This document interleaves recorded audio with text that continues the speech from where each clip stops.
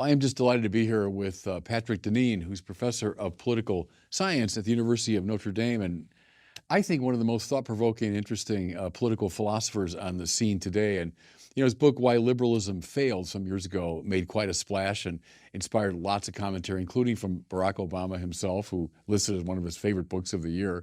More recently, "Regime Change" is his book, and we have a chance to talk about these two books and talk about political science and philosophy and all kinds of other themes. So thank you very much for being with us today. Thank you, Bishop. Thanks for having me. Since it's the start of baseball season, I just want to say how humbled I am to be here, and it feels to me like I've been called up from the minors, and I'm now, you're now in the majors. Now in the majors, being here across the table from you. Well, I do appreciate that. We'll see if we can play at a high level today. Well, listen, there's so much to talk about, and the books, as I say, are very thought-provoking and important books for the conversation. I thought maybe one way to get into it is to explore this kind of paradox that you observe, that liberalism is failing or has failed not because of opponents external to it, but because it's been true to its own principles, that there's something self-destructive about liberalism. Maybe we start with that. What do you mean by that? Right. Well, these are themes that are not, I know, not unfamiliar to you. You speak about these a lot. But the basic presupposition of liberalism, as I understand it, and I think as the tradition of political philosophy and theology would understand this, is that liberalism is ideally about the completely and truly free human being, the person, and freedom in the modern sense, freedom from any kind of obstacle or that which prevents us from achieving what it is we wish, what our will would desire. Of course, this is in contrast to the classical and the Christian understanding of liberty, as you know well. And that I would say, for much of American history, certainly for much of course, Western history, even if that modern view wasn't predominant, there was a kind of practice that came alongside its more ancient understanding. And those practices were basically practices we would think of as the sort of practices of virtue. In other words, the capacity to be self-limiting and learning to be self-limiting, which is, of course, very deeply in the Aristotelian tradition, very deeply in the Christian tradition. But when your definition of liberty becomes the freedom from or the freedom to do as one wishes, then those older practices and even institutions that taught us a kind of self-limitation, those now have to be either eliminated or changed, redefined, right? So that it's not that all the institutions go away. It's not that our Constitution goes away. It's not that institutions of politics or society go away.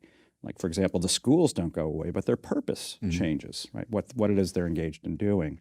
And the more we realize this modern notion of freedom in practice, the more, in a sense, we are left with the kind of realization, kind of the practical, political, social, economic realization of those commitments. And I think when we look at the large number of pathologies of the modern world, I think you can really trace them back to the realization of this theory of liberty. So this is all just to say that liberalism has failed because it succeeded. In other words, it took a long time. But when we think about the decay or the even destruction of all of the various institutions that you would think are necessary to a flourishing life, starting with the family all the way up to a political order, I think you can see the consequences of. They're all in crisis in different ways, aren't they? They all are. And I think there's a way in which many people who view these crises, it's a little bit like the blind men looking at the elephant. You tend to see it in sort of not connecting the dots. And I think if there was anything about my book that many people tell me, this first book, Why Liberalism Failed, many people tell me resonated with them, is it helped them to sort of connect the dots. These are all kind of a function of a same set of assumptions that have produced this. We were talking before we started about Robert Sokolowski, who was one of my teachers at Catholic U many years ago. And I took his seminar in political philosophy, and I was just a kid at the time. But it was such an eye-opener because coming of age as an American, you take certain things for granted about politics and the purpose of government and all that. And then to read from the classical authors that the purpose of government really is to make us good, and it has something to do with virtue. And that freedom is not, as you're saying, simply doing what I want so I don't harm other people. There's one limit to it. But doing what I want, as opposed to, no, it's actually a kind of disciplining of your desire to make the achievement of virtue possible. But that was like a revolution in my own mind. Like, what do you mean that's the purpose of government? But for much of Western history, that was taken for granted until this shift occurred in early modernity.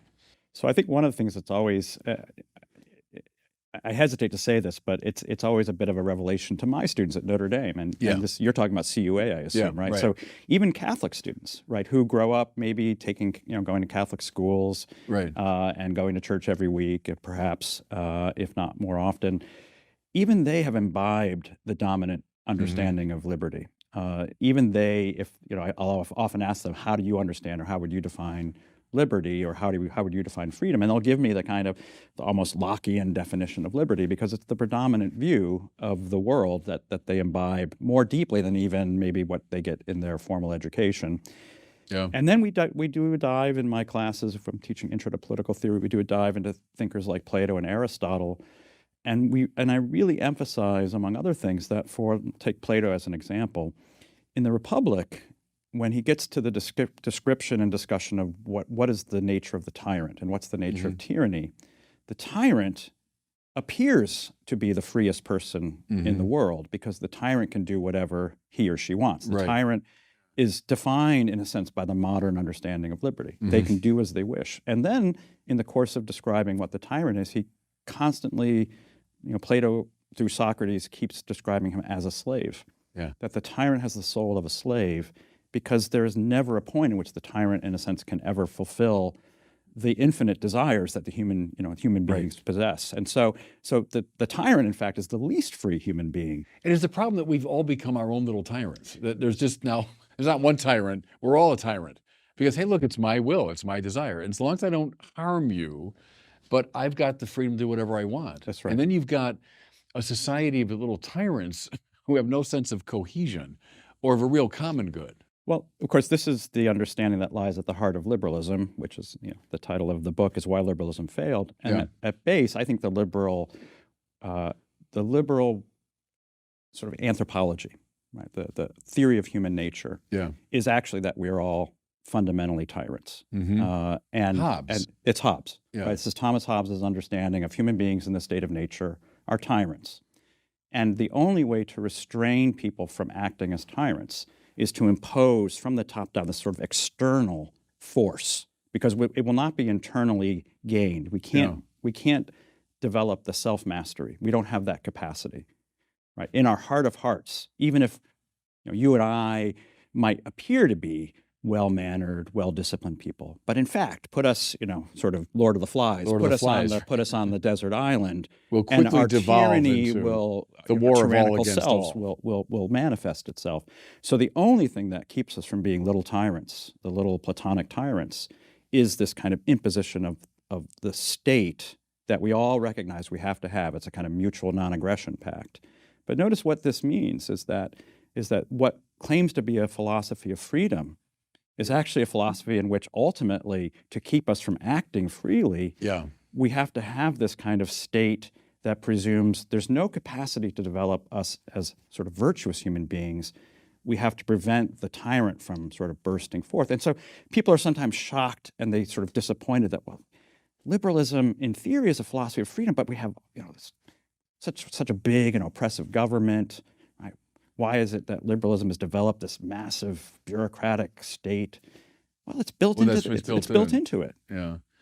It's protective, not directive, right? So classical political philosophy kind of directing people toward a moral end, where our sense is more, it's protective. So I've got rights, you've got rights, but we got to be protected from each other because we're a threat to each other. Yeah, that's right. Say a little bit, let's say with Hobbes, because I remember taking a seminar with Sokolowski and Thomas Hobbes, and something so fundamental shifted in Hobbes. And the wars of religion are often cited as a reason for that. But when Hobbes kind of blithely says in the Leviathan that, the old philosophers talked about the good, the summum bonum and all this, but there's none of that anymore. The good is just what I happen to desire, what you happen to desire. I mean, what happened? What happened to get from Thomas Aquinas to Thomas Hobbes? Wars of religion, I get it, that we just couldn't adjudicate our disputes, but put some more meat on those bones for me, because I wrestle with that. How do we get to Thomas Hobbes?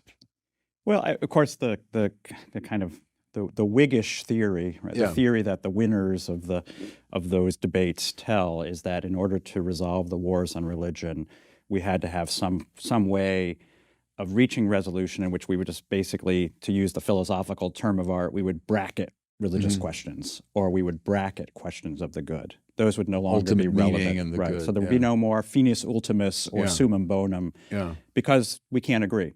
We can't agree on what that is. And therefore, those questions will be put aside and will simply create a society in which we can have peace, and peace will be maintained by the sovereign, and people can pursue their whatever they value, whatever they believe as a private matter. So it's a kind of privatization of the good, right? It's the idea that whatever you think is the good, whatever I think is the good, that's privatized. Right. And in the public domain, it's just a kind of matter of peacekeeping. Is that when Courtney Murray talks about the constitutional arrangement in our country as articles of peace? Yeah.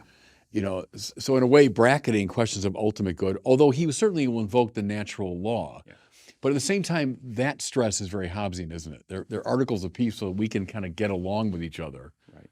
So the theory, at least, suggests that absent any agreement upon the good, you can have a society in which there's lots of kind of, you could say, this is in some ways the theory of pluralism, right? There's lots of little pockets in which people can pursue their idea of the good, and this would be religious pluralism. But Hobbes, I think, understands that what will come to predominate is a kind of what we would today call value relativism. And in fact, the language of values really comes from Hobbes. Hobbes, maybe Luther, there's maybe not as much distance between Luther and Hobbes as one might suspect. Well, the anthropology has something in common. It is. It is. It's fundamentally individualistic. Right. But the language of values is that there are only values. There's no truth. Right. Yeah. And Hobbes really stresses this. In fact, there's a chapter in which he talks about values, which in his view includes how we value human life. Right. Human life has no inherent dignity. It's simply what the market will bear. Will sort of how it will evaluate your life. Yeah. And if we think about our world today, well, what is our world? If your life is considered valuable, you get to live. And if you're no longer valuable, you either won't be born, or if you notice what's happening, of course, as you do, increasingly arguments that we should begin to evaluate the sort of usefulness of human life, particularly at the end of life, if you're no longer valuable to our society, then you should probably shuffle off the stage. And who's making that judgment but the state? Well, I mean, the state, but also the state reinforced by a value-free society. Yeah. So Hobbes really, it seems to me, reveals the way in which even in a supposedly neutral society, a kind of a predominant worldview will come to dominate. And you could say that predominant worldview is a kind of market way of seeing the world. It's one in which, because there are no objective values, everything is always being evaluated in terms of a kind of market calculation, which will ultimately devolve into, well, what will your society truly be devoted to? Mm-hmm. It won't be some objective idea of the good, but it will have certain things it will be devoted to. It will be utility, it will be materialism, right? Comfort, right?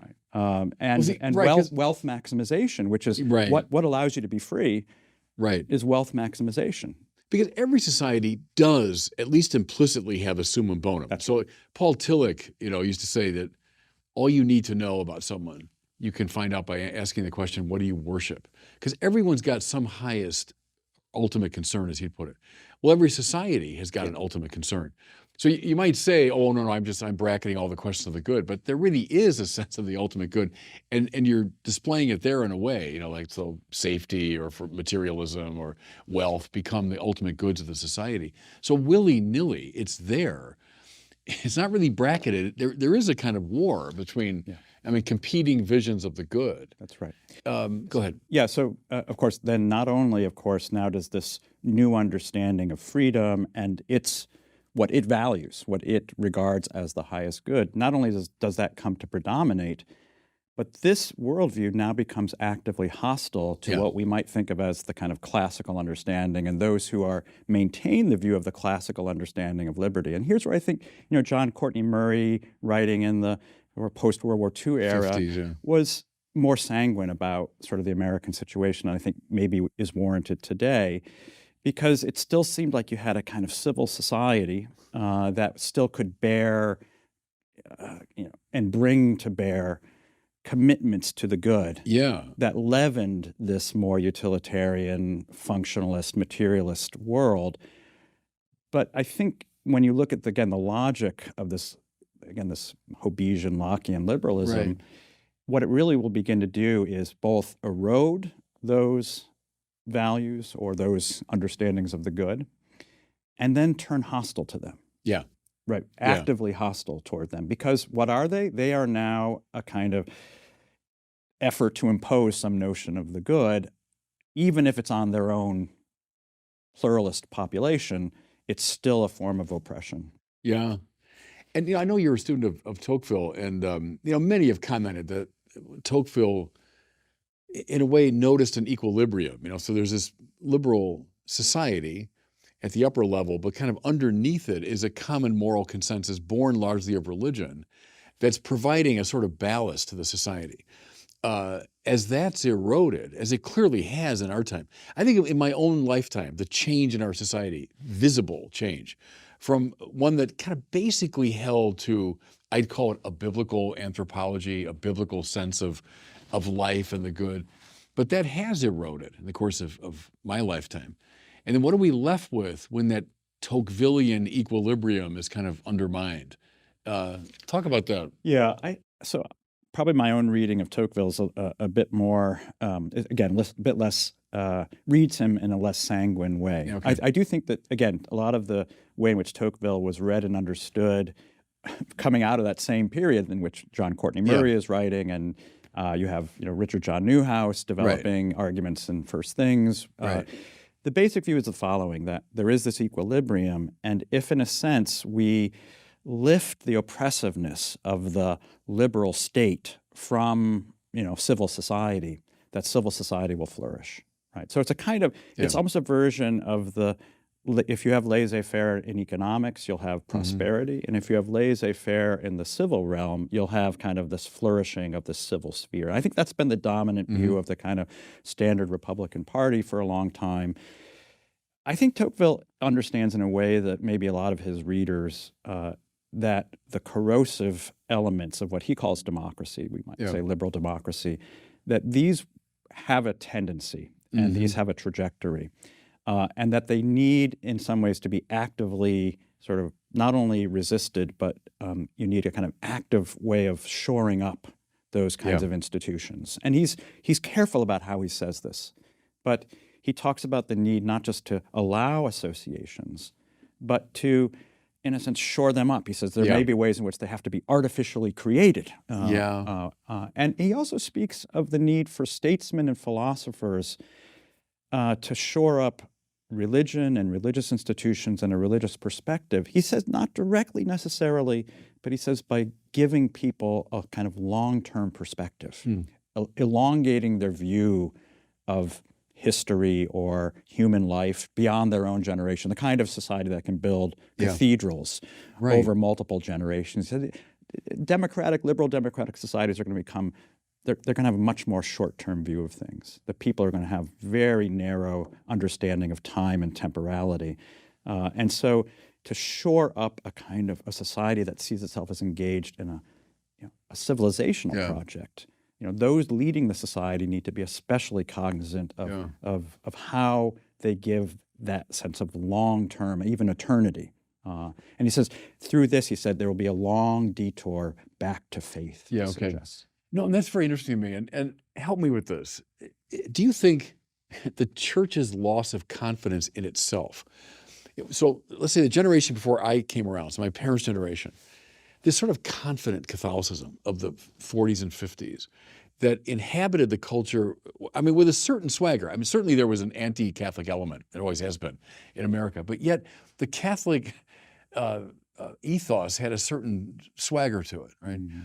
My experience coming of age, like in the 70s, 80s, then the scandals hit and all that. First, the church in more of a hand-wringing mode, of self-doubt, or coming hat in hand to the culture, please take us seriously. as I say, the scandals hitting, which then we lost more confidence. That's a societal crisis, not just a religious crisis, right? That the church has lost confidence in proposing a whole vision of life, proposing a way of life. And so that kind of the attenuation of the religious presence has been really bad for our society. Yeah.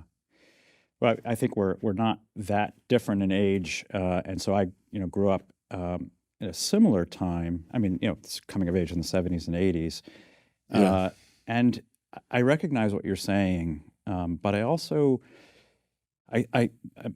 my experience of the faith growing up, and certainly growing up in a society in which there was a kind of, I would describe myself as the generation after the generation that arrives in America. So my grandparents' generation, they're like the big immigrant. So I'm an Irish Catholic.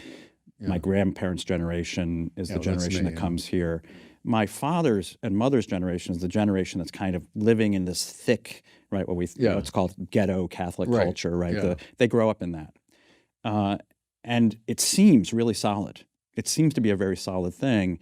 And this is, I think, the point where it's enjoying especially what it takes as the generosity of American liberal society, right? You're able to build your own alternative institutions. You have your schools, your hospitals. My father went to Power Memorial High School with Lou Alcindor. Right. Parishes flourishing, Catholic parishes hospitals are booming, and so on. And things feel very good. Yeah. But I think, Catholicism it's certainly, you can say, we can look at times of human history where Catholicism was, in a sense, it's a kind of separate from society, in the catacombs, perhaps. Yeah, right. But the catacombs didn't have institutions. The catacombs wasn't, didn't have schools and hospitals and so forth. But the catacombs also wasn't where Catholicism was meant to stay, or even where those who lived in the catacombs wanted it to stay.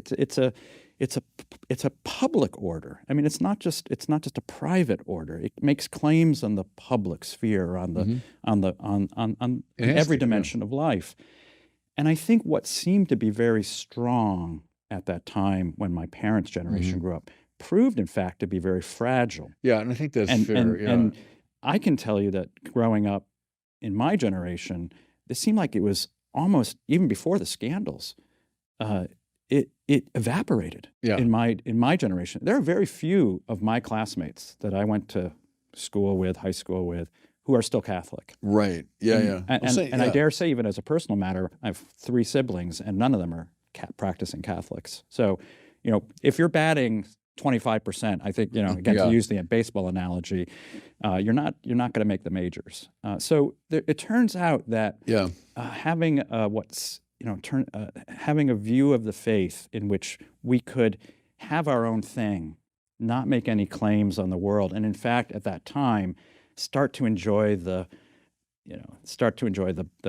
kind of blessings of the world. Right. As long as you conform, right? So the JFK, right? Go down to Houston and tell us the way that you'll be Catholic, but not really a Catholic president. It turns out that it's a much more fragile faith, which then, when the scandals come, it fell apart. It falls apart. Yeah, no, I think that there's something fair about that. In a way, it's like the nostalgia for the pre-conciliar, church and all of its forms, but in fact, there wasn't a lot there when push came to shove. I'm reading right now that biography of JFK, and it's always illuminating, his faith, because he's a representative figure in a way. And then when I was a little further along in life, Mario Cuomo gives the famous speech at Notre Dame in 1984. And I've often remarked the declension from Mario Cuomo to Andrew Cuomo. So at least Mario at Notre Dame was, riven a bit, and I'm struggling between my personal and my public. And then by the time of his son's generation, it's let's light up buildings to celebrate, abortion. So of course the Notre Dame speech, for those not aware of the speech, is he's considering a run for the presidency. He's largely viewed as the shoo-in, as the Democratic nominee. And he goes to Notre Dame to give a speech on abortion, which is, at this point, the Democratic Party is still kind of struggling. It's shifting from, kind of had been, especially in the Northeast, the kind of Catholic Party. People like Joe Biden grow up under that dispensation. It's a pro-life party. It's a, kind of socially conservative party. It's economically more liberal, socially more conservative. It's pretty Catholic in that sense. And but the party is shifting because the party has begun to move in a much more identity politics direction and the kind of sexual liberation direction that we now recognize. In that moment, Cuomo is kind of the key figure articulating, well, how can we, especially we Catholic Democrats, how can we articulate a kind of view that allows us to be, sort of pro-life, but now conform increasingly to the privatization of this view that people should be able to do as they wish. And his argument is that, well, I'm a Catholic, I'm pro-life, but that as a politician I have to conform to what the constitutional understanding of, at that time, post Roe versus Wade. So I have to conform to the constitutional understanding of abortion. Now, politicians all the time take stances in which they'll say, I disagree with the current understanding of, well, at that time, for example, gay marriage, right? So lots of politicians came out against the way in which court had decided that question. So it was a strategic decision for how to negotiate this, in which, and what you're pointing to, here you had a Catholic, the most prominent Catholic politician of his time saying, I will regard my faith in some ways as a private matter, right? And so it's almost the story from Hobbes to Cuomo. Yeah, which is fascinating, isn't it? Because JFK was certainly a bright man, but it wouldn't have been a careful student of political philosophy. But he represents that as sort of the last step in that process. Well, but it's interesting though, because JFK doesn't go quite as far as Cuomo, because he says, and he has to go before he volunteers to go before the ministers down in the Baptists down in Houston, to have this long, it's amazing conversation he has, hours long, explaining how he will, how he can be trusted to become president in a country that has this historical mistrust of Catholics being hierarchical, really ultimately is taking their rules from the Vatican, and a fear that it would undermine the Constitution and its sort of autonomous condition, and Kennedy, in the midst of that discussion, says the following. He says, well, if there was ever a point in which my faith commitments and my conscience required me to act contrary to the Constitution, I would resign. He'd resign, yeah. So he didn't say I privatize my faith. He said, I'll resign. Now, whether he would have done that, maybe that's it. But then from 1960 to 84, you have this further declension into, I'm privately opposed but publicly for. And then the Andrew Cuomo declension is, people should be able to do as they wish, because who's being harmed? In other words, we are now all the way to the Hobbesian, the logic of the Hobbesian understanding, which is that the liberty of the individual to do as they wish should predominate, but that needs to be contained then by the state. So the freer we become in our self-expression, the more you need the state to kind of stand, not only in terms of limiting our expressions of freedom where they become destructive of the society, but also actively advancing a vision of the free, unencumbered individual. Well, taking the side of, in other words, those who have the Hobbesian anthropology against those who don't. So the neutral liberal state goes away. And that's, to get back to the thesis of the book, this is where you get this paradox of the freest humanity imaginable also becomes the most subject. So we're back to Plato, right? You are back to the condition in some ways of, well, we're free and we're slaves. Individualism and sort of a statism are not in opposition. They're kind of mutually implicative in the long run. And I make that argument, of course, here I'm just sort of stealing from Tocqueville as well. Yeah, no, but that's I think, a key point. Let's go back to the founding for a moment, because I've been involved in debates over the years about the American founding. And as you say, you've got certain people on the right, who'd be great advocates of the American founding, that it represents in some ways the best of even a biblical anthropology. You've got the insistence upon the Creator providing equality and giving us rights and so on and so forth. Others, very skeptical of the founding as basically a Hobbesian project, somewhat mitigated by Locke and by Jefferson. Give me a sense there, maybe if you were back there at the time as the American project is getting launched, what would you contribute to that conversation, or how would you assess it philosophically? Jefferson saying, for example, we have a right to pursue happiness, I've always found intriguing, because he doesn't define happiness at all. That's up to the individual. You have a right to pursue it as you see fit. Where the classical tradition is hyper interested in what happiness really is. Aquinas devotes, page upon page to beatitudo. What is it exactly? Plato is deeply interested in it. And then by the time you get to Jefferson, well, it's sort of undefined. Just you pursue it as you see fit. Talk about the founding a little bit. Yeah. How do you assess that?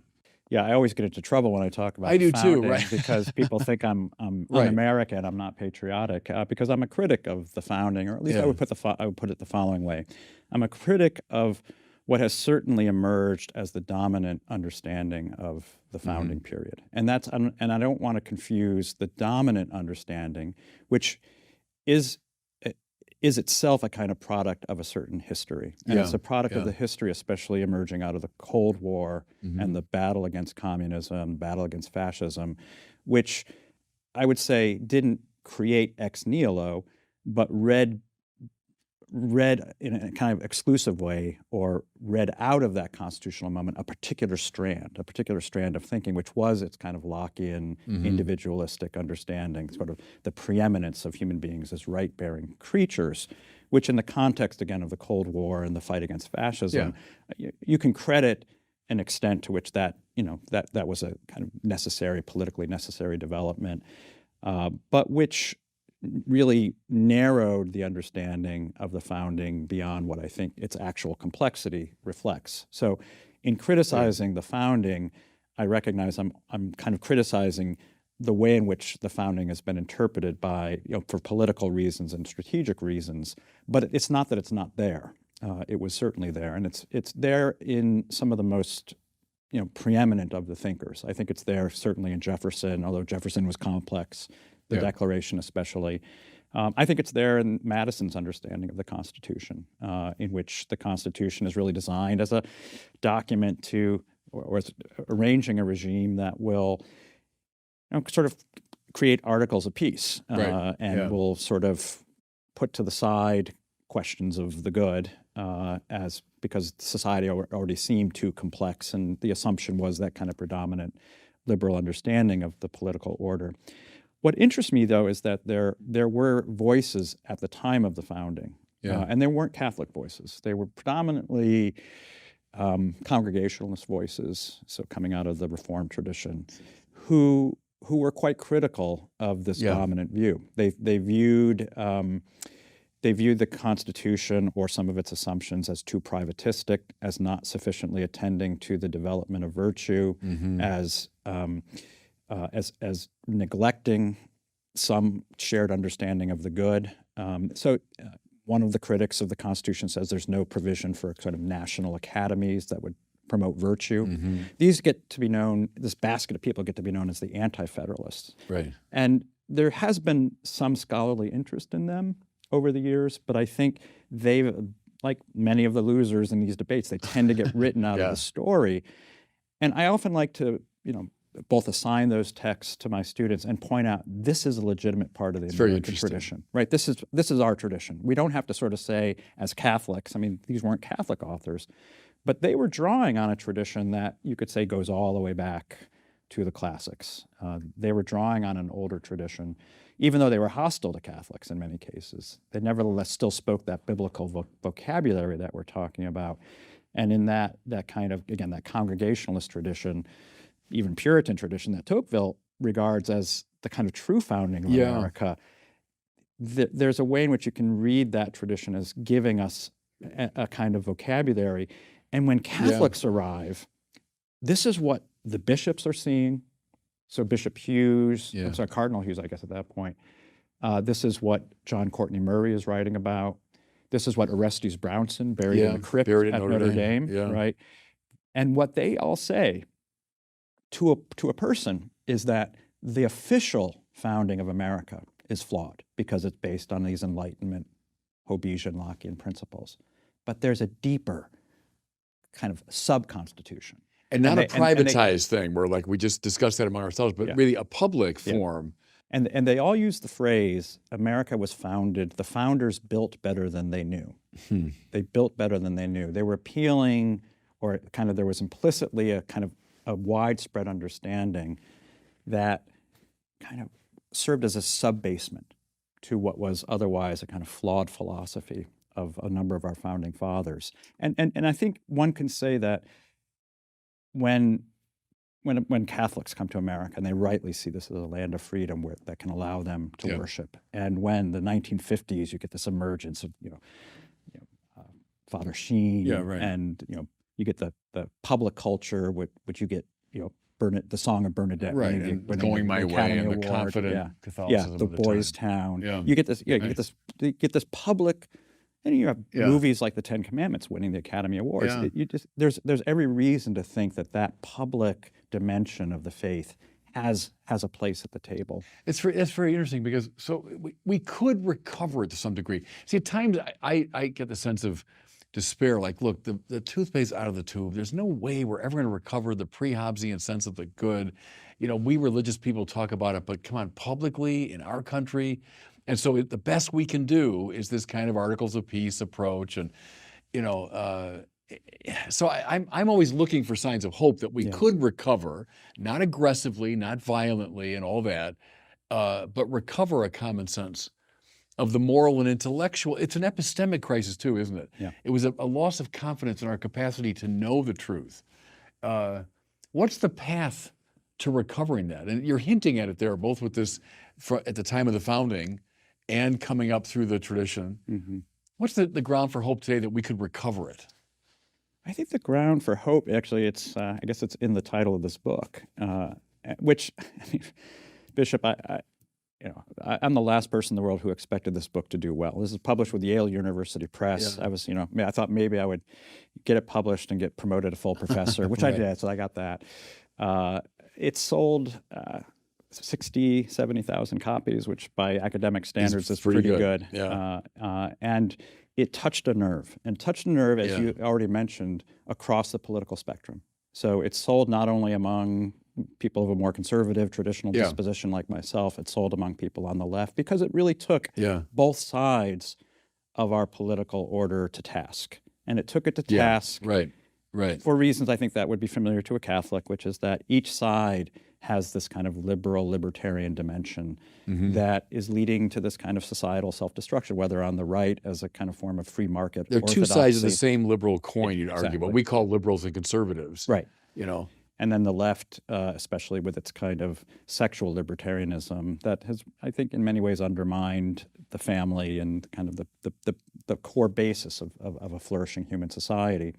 And people could pick up this book on any part of the political spectrum and find something that they agreed with, although in many cases they would say, I agree with half of this book, which is what Barack Obama did as well. Yeah, right. Well, there's half of this I like. Right. But in a sense, what that indicates to me is that everyone recognizes there's something wrong. Yeah. And more people are beginning to put together, well, you're not going to solve this on the terms of the current political dispensation. So if there's grounds for hope, at least for me, and as a Catholic there always are, but at least in the narrower political sense, it's that the people who are reading this book and getting most excited about it are young. They're young people. Yeah. They're students. They're people of the generation after us, who they're not buying the goods that their older generation has been selling them, that the only way that conservatives can fight against this is by reviving the fusionism of the Reagan era, or the left is, at least some element of the left is seeing that the kind of lack of concern about formation of families and homes and so forth is really a problem. So I think that there's hope. Now it's a qualified hope, because this is I would say, a thoughtful minority of people, but I think it's what could be the beginning of a kind of fundamental change. It'll take a generation, but in which a recognition of the perils of the logic of liberalism is increasingly recognized, and a kind of alternative is developed. Mm-hmm.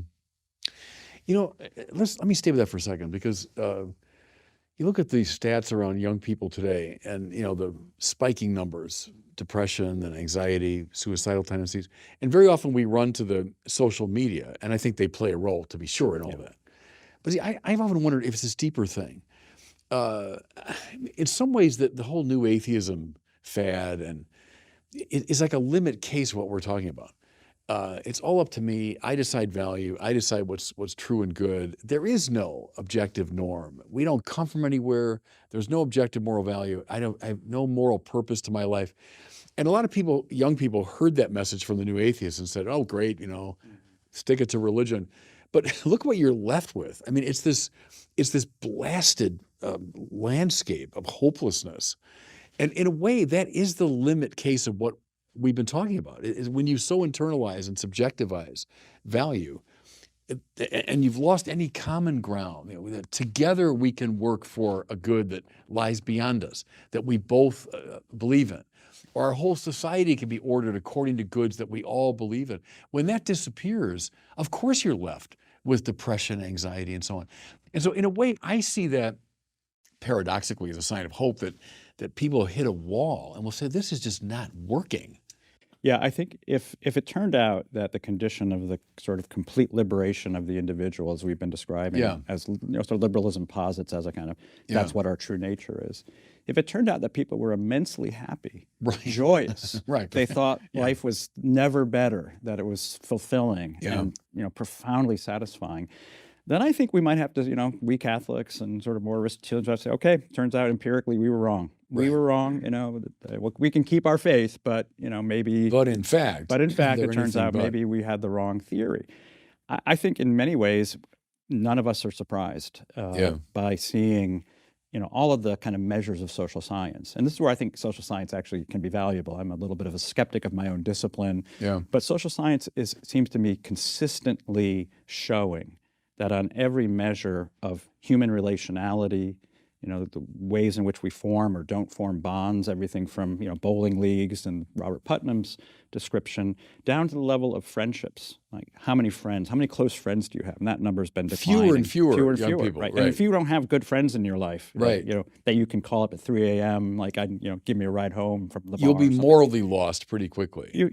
Aristotle knew that. Yeah, absolutely. Yeah. So in every measure, those aspects of our life are declining, and so are measures of human happiness and satisfaction. And again, I think one only needs to read Hobbes to know that this, of course, is going to be the outcome, because Hobbes doesn't describe the pursuit of happiness as leading to happiness that's defined as a kind of individual pursuit of satisfaction that can never be fulfilled. He doesn't describe this as the condition of happiness itself. He says, how does he describe the human being? The human being, is kind of egged on by desire after desire that ceaseth only in death. That's what human life is in his understanding. And this is why there's no summum bonum and no finis ultimus, because, of course, Aristotle, and Thomas as well, argues that human happiness is an achievable condition, at least in the form that it can be achieved in this world, which is that condition of genuine liberty. The condition of having been educated and raised both in one's private, social, and political lives to be a person of virtue. Freedom from attachment and sin, freedom for the achievement of the good and all that. That's right. So that happiness, it's not just the pursuit of happiness. Right. It's happiness. It's happiness. That's the finis ultimus. Right. And it's, again, intriguing to me. For a long time, the brightest people in our society thought, we could know that. You would come to know that. And then almost everyone today would say, oh, no, I can't possibly know that. And who are you to be imposing your view on me? Can I shift gears a little bit? Sure. I can talk to you all day. This question of safety, especially young people today are obsessed with safety, safe spaces, and don't harm me, and keeping me safe. And I was intrigued by your suggestion. I forget which book of yours it's in. This regime change. About Mill. And someone who is very influential on the liberal point of view today. But that stress on, look, you're free to do whatever you want, but the limit is, doing harm to people. Talk about that a little bit, what that means to do harm to somebody. Why did that become such a criterion, for the determination of liberty? Talk about Mill and harm and a little bit. We already mentioned that. I think Mill is already in Hobbes, and at least in the following sense, that that human liberty, and this is now Mill's real effort to develop liberalism from the kind of Hobbesian Lockean trajectory to something that I think we would recognize much more so today, which is the argument that there should be as much liberty as possible so long as your exercise of your liberty doesn't cause harm to someone else. Right. And this is, I think, this would be, if you were to ask any, They'd not take just that about for any granted. person, It's like a especially young basic person, principle. Yeah. that's what their definition of liberty. Yeah. It might take a couple sentences to get there, but Yeah. they would say, well, you should be able to do what you want unless you're harming someone else. Right. This is always the arguments against any kind of morals legislation or restriction on our freedom. Who's being harmed, right? Yeah. How, prove to me some measurable harm. And so that there's as soon as you adopt that as the dominant understanding of how you organize your society, it's more or less guaranteed that everything short of that which causes physical harm. So physical harm, really. Yeah, it becomes you can no longer legislate on those kinds of questions. But there's a really interesting sort of, you could say there's an interesting codicil in Mill's argument, which is that Mill is not just pushing liberty for the sake of liberty. This is, I think, the misreading of Mill by libertarians in particular. Mill is arguing that liberty is really a means to a further end, and that the end we want to achieve is a kind of idea of humanity as a progressive being. This is how he describes utility. Utility isn't merely the Hobbesian utilitarian understanding. Utility is defined in its widest sense, he says, which is a creature that's progressive in its nature. And by progressive here he means constantly pushing the boundaries of what's permissible in human society. This is part of his reason for arguing for free speech and free expression, is that even if the liberalism as a political matter has sort of constrained political power, you still have the power of public opinion, sort of people judging me. Right. And this is what he really wants to push against, so that liberty is really the expression of the transgressive, right? The radical, right? What he calls individuality, and that this is the liberty that especially has to be preserved. So in understanding liberty in this way, well, now it turns out that we can start to measure harm as that which limits my expression of this kind of radical individuality, which means now, once I begin to define harm as, well, if you want to judge me, if you're judging my individuality, that's now a kind of harm toward me. That's creating a judgment about me. And now we can exercise authority over that, because if I can prove harm, that's subject now to some kind of limitation, public, social, what now we're into wokeism. And that's really, I think, so I know you had Chris Rufo on. I like Chris, but I think Chris is really working hard, and others in the sort of conservative movement, to sort of say wokeism arises from this kind of foreign contagion. It's cultural Marxism. Right? It comes from Marcuse. It comes from Marxism. Except, guess who the figure that Marcuse invokes most often in his book, in his essay, which is the argument for intolerance. Repressive tolerance is the title of it. This is the kind of you could say it's the playbook for what we think of as wokeism. The people who are on the right side of the political spectrum should be repressed because they are trying to instantiate intolerance. So we need to be intolerant toward the intolerant. The figure he cites most often is John Stuart Mill. It's very interesting. Yeah, he cites John Stuart Mill because John Stuart Mill, in a sense, defines where it is you can begin to invoke limitations. And the limitations have to be on those who want to limit the transgressive. So again, notice how, in a way that is in keeping with the anthropology of Hobbes, in its own way, that the transgressive, the individual, the genuinely free, has to be given a kind of put into the driver's seat. And there's a through line from Hobbes to Mill to Marcuse. So Marcuse doesn't represent just a foreign contagion of Marxism. It's within the liberal tradition. And so for those who just want to say we need to just go back to John Stuart Mill to save us from Marcuse. We're going to get back to Marcuse through that. It's very interesting. I think the people are writing around the same time, Mill, Marx, Newman, right around the same time. And Newman, who's Orestes Brownson. And Brownson as well. No, and Newman, who in many ways reverences the modern tradition, takes it in, Locke especially, but then has the fathers in him and has the Bible in him, which gives him a whole different sense of what liberty. And then someone like Brownson on our side of the Atlantic. It's interesting, too, that Brownson and Newman are both converts to the church. They see something, and they recognize the dangers within American and British society.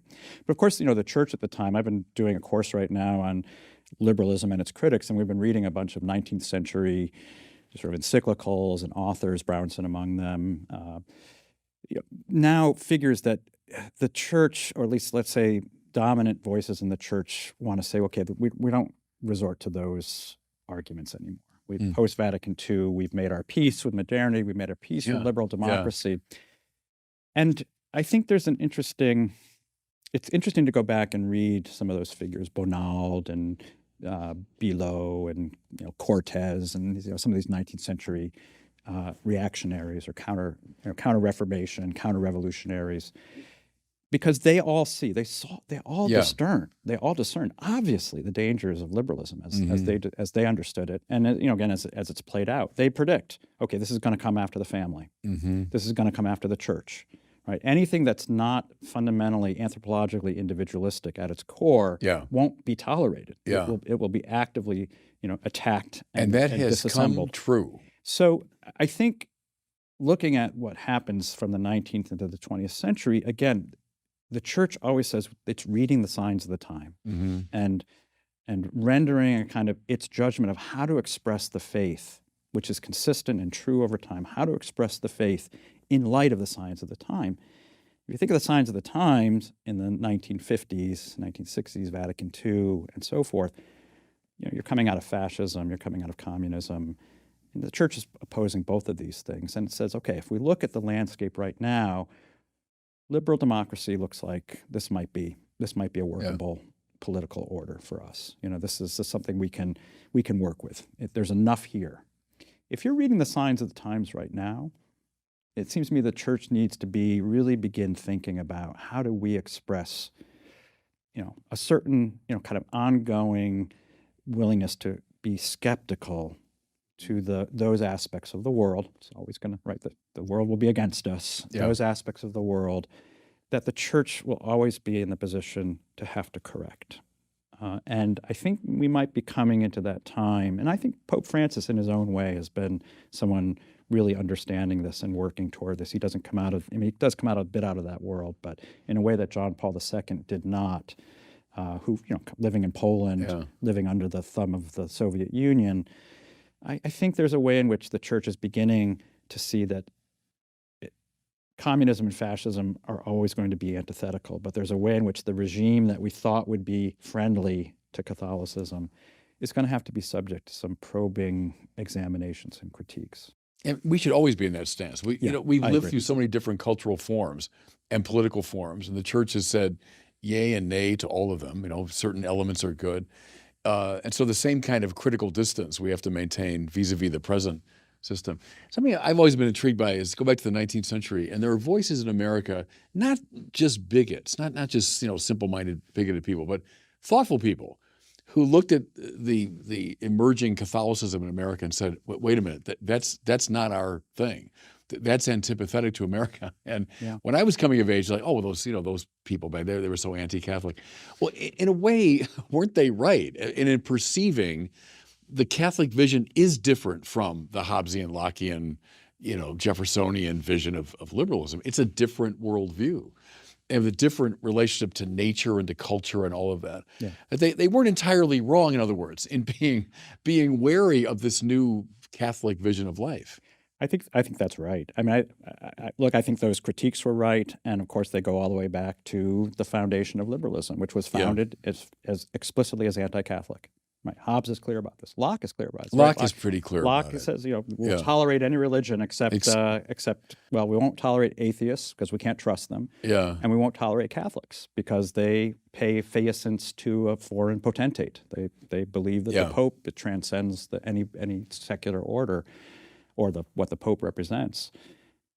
So at the very roots of liberalism is a kind of anti-Catholicism. And those figures, from the time of the founding and into the 19th century and even into the 20th century, I would say even today, right? Whenever I'm described by the popular media, Catholic political theorist Patrick Deneen at the University of Notre Dame, because I'm an enemy.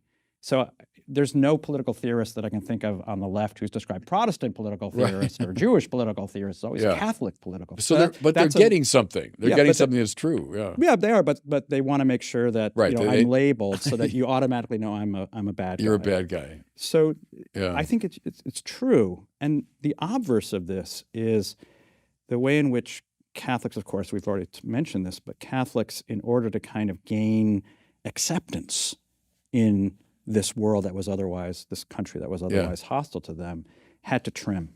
And JFK is a good example of this, and Mario Cuomo is a good example of this. But frankly, I think the mainstream of Catholicism has had to trim. They've trimmed either by conforming themselves to the political left, so you get the left Catholics. They've conformed by conforming themselves to the political right, and so you get the right Catholics. But it turns out the right Catholics and the left Catholics tend to at least be tolerant, if not downright supportive of the libertarian elements of the political left in its sexual domain, and then the economic, or the economic in terms of the right, and not only just tolerant, but even in some cases, I point to the right in particular, actively promoting a libertarian economic and that's certainly not Catholic social teaching with regard to the economy. I think of John Paul II, favoring the market economy. Indeed, the Church has been suspicious of socialism from Leo XIII on. But a market economy circumscribed legally and morally in all kinds of ways. So it's not like a just liberal libertarianism. Supporting labor unions and So again, escaping the easy left-right divide. Yeah. But it's a minefield, isn't it, as Catholics have tried to make their way. But I wonder, as I said earlier, that a loss of confidence in our own great intellectual tradition. And not sort of begging for space within the liberal arena, but proposing a whole different vision of life. So this is when I mentioned the younger generation. So it is a cause for hope for me, but I'll say qualified hope in the following sense that I think, especially the younger generation of Catholics, I spend a lot of time on college campuses, my own campus, Notre Dame, a lot of other campuses, and the younger generation of those who would consider themselves to be really Orthodox Catholics. They're what we're talking about. They're there. They really see themselves as, and now this term that I've somewhat adopted, it's a subtitle of the regime change book, post-liberal, which has its roots and origins in post-liberal theology. Right. But post-liberal is becoming fashionable as a way of describing this because it sees itself as sort of succeeding liberalism, sort of rejecting liberalism to court in the ways we've been describing this as kind of trying to refashion a kind of more Aristotelian understanding for the modern age. So it's not pretending to go back. It's post-liberal. It recognizes where we are now. So I would say the younger generation of Catholics have to be among the most intellectually vibrant and engaged, maybe of Catholics of any time. I mean, can you think of a time in which sort of just kind of what you might think of as the average Catholic was reading Aquinas and Augustine and the most the younger all the seminarians. Like I didn't know any, I didn't know the encyclicals growing up. And I grew up in that sort of still quasi ghetto world in which we weren't taught encyclicals, much less Aquinas or Augustine. We read some version of the Baltimore Catechism. Know how to answer these questions. These are intellectually really engaged young people. So on the one hand, I think they're actually well armed in a way that maybe the generations that we came out of weren't. I do worry, though, that the faith could potentially move in too intellectual direction because, of course, it's a faith of practice and piety and practice, and not just for a kind of elite. It was the faith of ordinary people. And that's where I worry about the church increasingly. It's sort of its intellectual dimension. Like young college students who are engaged, I get invited all over the place, as I'm sure you do, to talk to these kinds of students. Right. But it's the average person who's not in touch with these sort of currents, who's working in the trades or working a service industry job, and how is the faith going to be alive for them? And of course, that's so much of what you're trying to do, I know. Do you think, someone like Dorothy Day comes to mind, someone who combines, an intellectual dimension, but also this deep, moral commitment. And also sharing a deep suspicion of the standard, culture for time. And I don't know, Well, this is where in the second book, the latter book, Regime Change, I think a lot about, I'm trying to think a lot about the relationship of elites and the mass in this, not the Catholic mass, but the masses in this book. And here this is an effort to revive a kind of, again, an Aristotelian tradition of the idea of the mixed constitution, which in Aristotle's understanding, which I think is correct, as is so often the case, Aristotle understands that every society is in a way riven between some kind of relatively small number of people, the elite, and the large mass of people, and that there's a kind of natural antipathy between the two. And he says this often, not always, but often is defined by a difference of wealth. This tends to be the dividing line, and it just so happens that it's built into the nature of things that the few tend to have the most money and the many have less money, they're less wealthy. And that every society will tend to devolve into some kind of a civil war or anarchy as a result. And what will prevent this from happening is the big question. And as I'm reading and teaching Aristotle over the years, and as sort of the rise of populism and concern about elitism is kind of just in the air, I'm thinking, why aren't we talking more about Aristotle? Because he's describing exactly our circumstance. And what Aristotle proposes as at least one of the answers to this permanent condition of humanity is a kind of not hostile, but a kind of cooperative and even friendly relationship between the few and the many, which he calls polity, which is a word that means constitution. In other words, the idea of somehow mixing the elements. And in thinking about what he means by mixed constitution, what I truly try to explore is what would that mean for us today? And at the deepest level, having taught at Princeton, Georgetown, and Notre Dame, I think the contemporary elites coming out of institutions like mine mix very little with ordinary people. I think there's, in a way that maybe not to be nostalgic. Yeah, I mean, the kind of deplorables. That's the most, I would say, extreme, the most execrable and extreme form of that. But there's also a kind of non-prejudiced form of that, which is just not having any contact. Living in different worlds. Living in a kind of bubble. This is what Charles Murray describes in his book Coming Apart. Just living entirely, going from upper middle class to upper class suburbs to the best schools, to Notre Dame, to living with your graduate friends in Brooklyn, and then going to live in wealthy suburbs and retiring in Florida. Never really living mixing with the other world. And so, and this does touch on the question of the faith, because we were saying earlier, well, what can a bishop do to really change things? Of course, I'd like to think that people like you are doing a lot. But it seems to me in a Christian society, it's not going to be just the church. It's going to be the people in society who are, those who people admire, right? The people we want to be like, those we want to emulate. And when those people are, coming out of Hollywood and so forth, and they're kind of garnering all of the attention, that's going to have a certain kind of tenor or flavor to society. But even the students I'm describing who are very intellectually engaged and smart, most of them are going to live in D.C. and New York City, and they're going to take jobs at McKinsey and work for Senator so-and-so and clerk for the Supreme Court and go to law school. So it's not an antipathy to ordinary people. It's just the path that we're on today. And one can say, and I'm a fan of Wendell Berry, one can say, okay, read some Wendell Berry, read some Rod Dreher, and choose the Benedict option, choose to kind of live in a place that's not in the kind of the elite places of society. But at some level, it's also structural. It's structural. And it may need a more structural way of addressing this, right?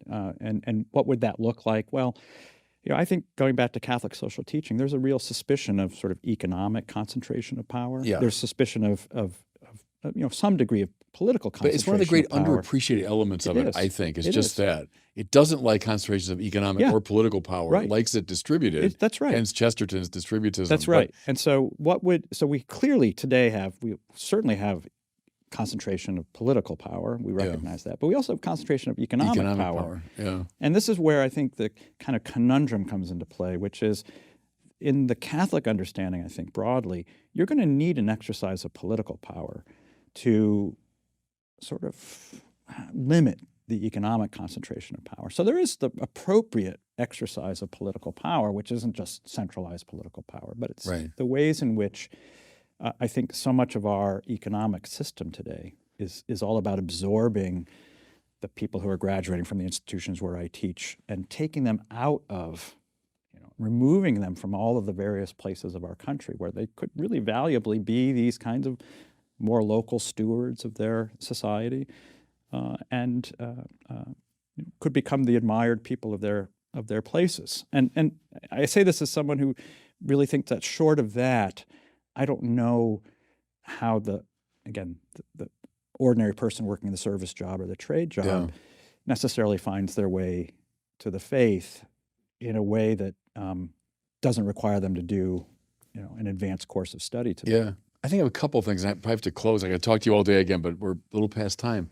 But years ago, when Sokolowski was teaching us Aristotle, that line, what's the right thing to do? And the answer is find the good man and do what he does. Yeah. And it's one of those things you can say, well, it's a circular answer, but I think there's something very right about that. It's not so much learned abstractly through principles. It's, well, there's the good man. And especially if you're in a smaller community, it's easy enough to pick out, oh, yeah, that's the good man that I want to, whatever he or she does, that's what I want to do. In the more religious context, it would be the saint. Who's the saint in our community? What do the saints do? Well, that's what I want to do.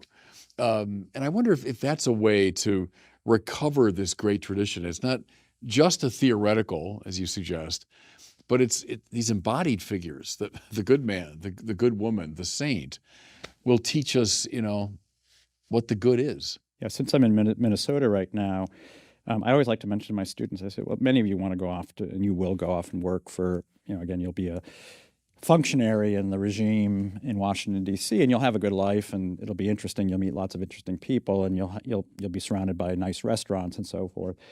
But you will be, you may have some impact. You may help draw up some legislation, but you'll have relatively modest impact in terms of the world around you. I said, but think about someone like Moonlight Graham, who was in Chisholm, Minnesota. Right, if you know the movie Field of Dreams, right? This was he was the local doctor. He was a real figure. He was a real human being. And Burt Lancaster from the movie. He played by Burt Lancaster. Yeah. And I love baseball, as you can tell. I've referenced it several times, and I just wanted to learn more about him. So I've spent some time reading about him. And he's someone who every community in America has had people like this. Yeah. I grew up in a town, Windsor, Connecticut. We had people like this. Every town. The good man that people would. Yeah, the good man, exactly, who was a kind of figure of enormous prestige and prominence in that relatively small place. He was the doctor, and he would open up his practice on Saturdays to serve especially children whose parents couldn't afford care. And he especially had a concern about sight and vision. And so he would always pay for young children's glasses, glasses, so that they would be able to see. And he was so esteemed and admired that after he passed away, not only, of course, did they name things after him, but they create a scholarship, which still exists to this day, to send a student off to study medicine. Yeah.